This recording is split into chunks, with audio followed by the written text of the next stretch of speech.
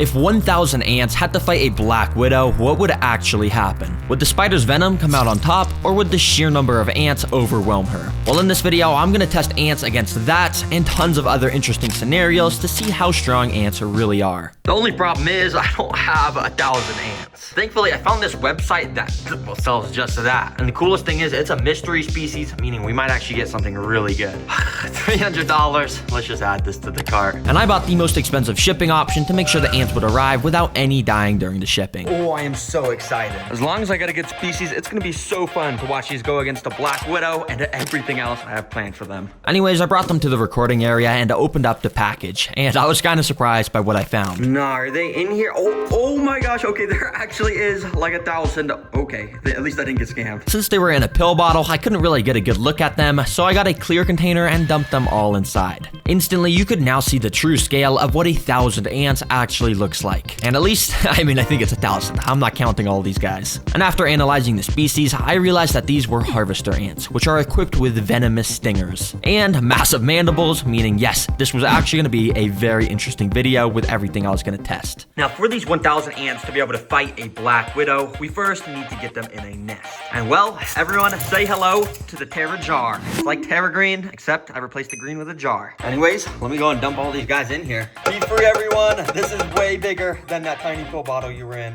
Right away, you could see the ants starting to move around on top of the soil. Now, you might be thinking that this isn't enough space for the ants. Well, it actually is, because this is specifically designed for the ants to dig out tunnels all along the sides of the glass. And as the video progresses, we're gonna see their nest get crazier and crazier. And yeah, most of the ants were kind of going crazy trying to climb up the glass, but after leaving them alone for only a few hours, you could see they were already starting to construct their tunnel system. Each of the worker ants would pick up singular grains of sand from the tunnels, walk up to the surface, drop the sand, and go back down to repeat the process. And when you have 1,000 ants, you can see they dig out a pretty good amount in only just an hour of this time-lapse footage. Oh yeah, it's sick to see the ants already starting to build their nest, and it should be fully dug out by the end of the video. Anyways, as you know, I'll be putting these guys to the test against a black widow. But before then, I have all of these different training activities to prepare the ants for the final spider boss. Second up, we're gonna see how fast they can take down some prey. Yup. We've got a cricket. Oh my gosh, crickets hate me, and sorry buddy, you are gonna be, well, I guess you guys will just see what's about to happen. And well, right after dropping the cricket in, literally within like a nanosecond, the ants were swarming it. I thought it would only take like a couple minutes, but no, this cricket was already pinned down, getting venom injected into him. As I said earlier, each of these ants is equipped with a venomous stinger that is obviously not super deadly to humans, but to crickets, when there's like 20 ants repeatedly stinging you, you're kind of done for. Yep, ants don't play around when there's a threat near their nest, and you can see over the next 30 minutes, the cricket stayed completely surrounded by the ants. And I'm guessing they already started to rip its antennas off and stuff to get a tasty meal to spread with the rest of the colony. Dang, that was cool to watch. Anyways, it's getting late, so I think I'm gonna go and put this bucket on top of the ants so it's dark for them. And I'm gonna go to sleep, and hopefully when I wake up, there's gonna be tons more tunnels. Anyways, yeah, I'll see you guys in the morning. And over those next 10 hours, the ants made their tunnels so much larger and more intricate than before. And on the back, they even had tunnels all the way down at the bottom, with ants actively walking about the whole system. Anyway, ants, it's 8 a.m., and that means it's time. As you can see, the alarm's going off. It's time for challenge number 3. Let's get these ants trained even more. For this training, I have to pick up one unlucky ant and transport him to the ant lion pit.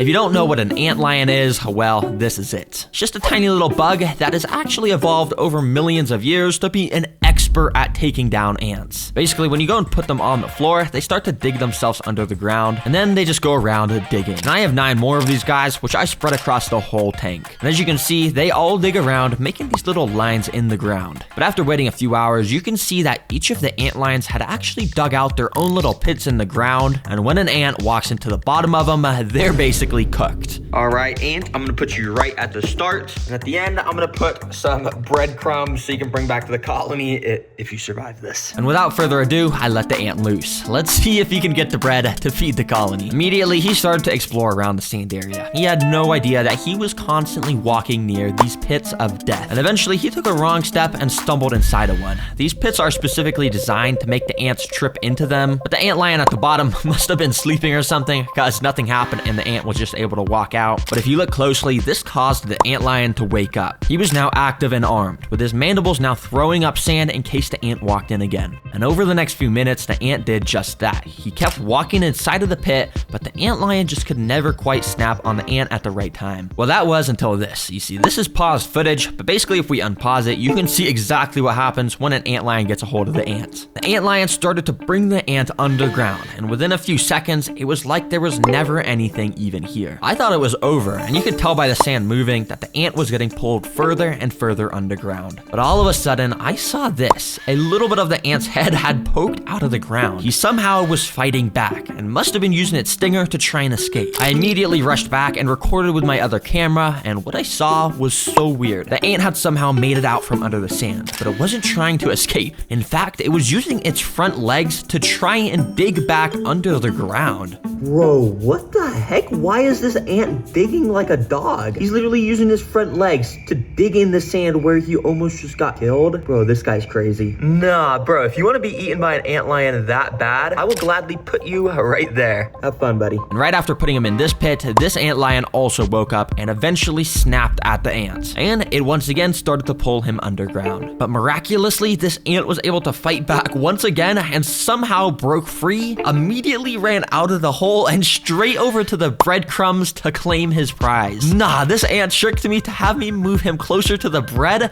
and now he somehow won the challenge. Nah, bro, there is something up with these ants. I'm being dead serious. How on earth did he escape the antlion pit over here? And how on earth did he escape this one and then know to go to the bread? And now he's trying to bring bread back to the colony. Bro, well played. You survived. I'll bring you and all the bread back to the colony. So I brought it all over to the nest, and the entire colony was clearly super excited because they all swarmed the bread and started taking little pieces of it underground. Anyways, I went and waited a few hours and came back to find the nest even bigger once again. The ants still are not done with their training sessions, and next up, we gotta see if they can survive some Venus flytraps for some food. So I immediately picked up some of the workers to bring them to the flytrap minefield, completely decked out with tons of Venus flytrap plants. For the food on this obstacle, we got a gorilla. I'm just kidding. I don't know why it's packaged in this. Basically what it is just a bunch of oats, and I'm just gonna feed these to the ants. Let's put them inside. You see, each Venus flytrap has these tiny little trigger hairs inside of them, and when something touches them, it causes them to close. And if I carefully put the oats in between the hairs without hitting any of them, I can basically just put the food in here, which will make the ants have to carry them out. But it was actually pretty hard to get the oats perfectly inside, so I ended up just spreading the oats everywhere around the tank. All right, let's see how the ants do in here. I have a feeling they're not gonna do too well, but yeah, we'll see. Immediately, the ants had started to swarm out the tube that I'd put them in, and they were probably really confused of why they were all just transported away from their nest. And for a little while, they kind of just walked around, investigating their new environment. But that was until a couple minutes later, where this first ant walked up to a Venus flytrap plant. He probably had no idea that these plants were basically alive and wanted to eat him whole. Thankfully though, this guy was able to walk out of the plants without triggering any of the traps. However, a few minutes later, this ant walked up to another one of the plants, and well, this time all I'll say is he wasn't as lucky. Surprisingly, he wasn't super attracted to the oats, but it did seem like he may have been attracted to the traps themselves. You see, Venus flytraps create a very thin layer of nectar around the lip of the jaws to lure insects in. And eventually, this ant ended up, well, walking into one, hitting a trigger hair, and just like that, he was now stuck inside of the jaws. As you can see, the ant was just walking around inside trying to escape, and he had no idea what to do. Too bad for this guy. This trap is going to release a type of acid over the next few days to basically just turn him into some nutrients to make the plant even stronger.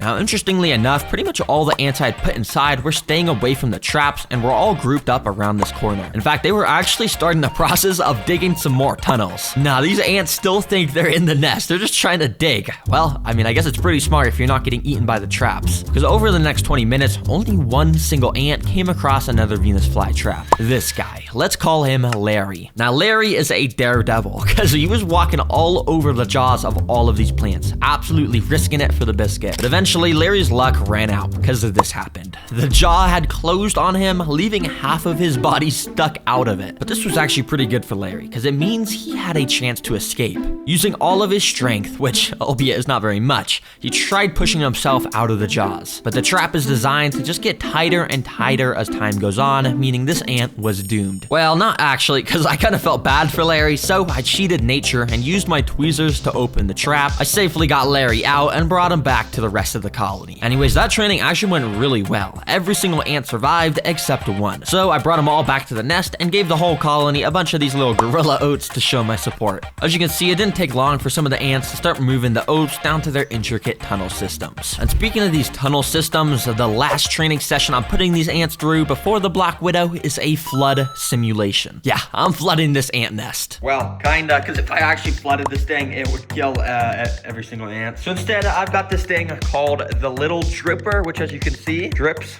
some water droplets very slowly. Yeah, it might seem kind of lame, but this little bit of water should be enough to eventually collapse part of the ants' tunnel system. And if it does collapse, if they can fix it quickly, it means they would have passed all my training missions, and that means they're ready for the Black Widow. So I immediately started to drop the little droplets of water. And initially, the ants were very confused. Some of the droplets were hitting the ants and making them get completely drenched in water. But to my surprise, it almost seemed like the ants wanted to get wet, because more and more of the ants started to gather around where the water was dropping, and eventually a whole pile of ants was getting completely soaked by it. You see, ants are amazing in their ability to work as a team, and in the wild, if a real flood occurred, a massive ant colony would literally join together to make a raft out of their bodies. And that way the important stuff like the queen and eggs could stay on the top and stay dry to ensure the future of the colony. And on a mini scale, this is sort of what the ants are doing here. They're joining together to make a shield out of their bodies that will prevent the water from getting into their tunnels where all the eggs are stored. Wow, ants are actually amazing. I was totally expecting these tunnels to just collapse from the water, but it seems like ants have literally evolved to do pretty much anything. I'll remove this water. I don't want to do any more harm. You guys proved to me you're very capable. They instantly took down the cricket, somehow escaped the ant lions, survived the Venus flytraps, and even survived a flood. And throughout that process, they managed to build an awesome nest with a thriving colony. It is safe to say these ants are ready for my Black Widow. Now this is actually my last Black Widow because all the other ones from my other videos have escaped. Yeah, don't tell my mom. But anyways, I went and put the Black Widow in a container so you guys could get a good look at it. And as you can tell, it has that insane, iconic red hourglass abdomen. Wait, sorry, this is my pet robot Black Widow. This is not the real one. Here is the real Black Widow. As you can tell, it's extremely creepy, and under its glossy black abdomen is where the red hourglass is located. These guys have an insane amount of venom, so if it even bites a single ant, it's safe to say it's gonna be a goner. Anyways, here is the tank where the final battle will take place. I went and put a few sticks from my backyard, then I put in the Black Widow. Immediately, she started climbing all over the sticks, and I went and waited a little while she sort of settled in and found a nice spot to rest. Once she did, I went to the ant nest, scooped a good amount of the workers into a tube so we could get this battle started. Let's get these ants in here. Let the games begin!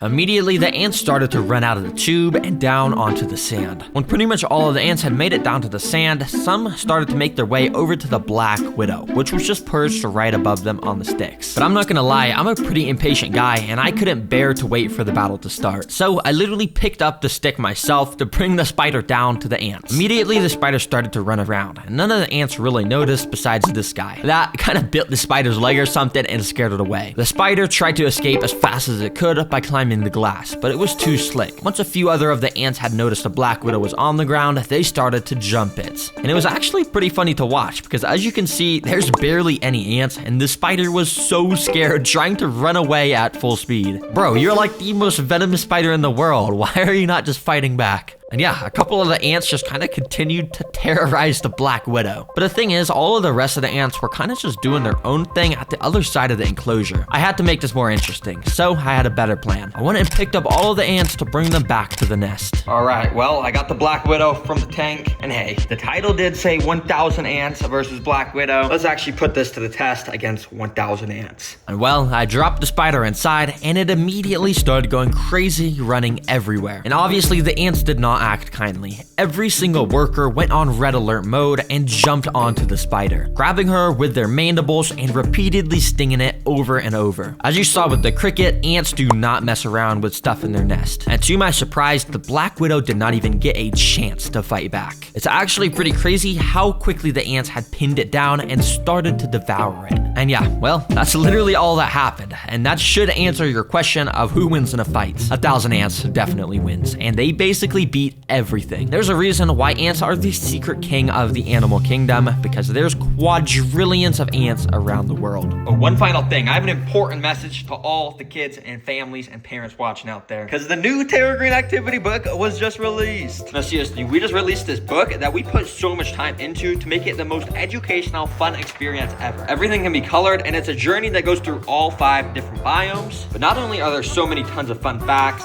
but it has you test your creativity. Like on this page, you got to design the perfect habitat for a mud skipper. And then this one, you even get to design your own axolotl for each of those. I mean, I could talk about this for like 10 minutes, but if you just want to learn more, and if this sounds interesting to anyone out there watching, check it out on TerraGreenStore.com. There's some more information. Thank you so much for watching this video. And yeah, it's over now. Hey, boy.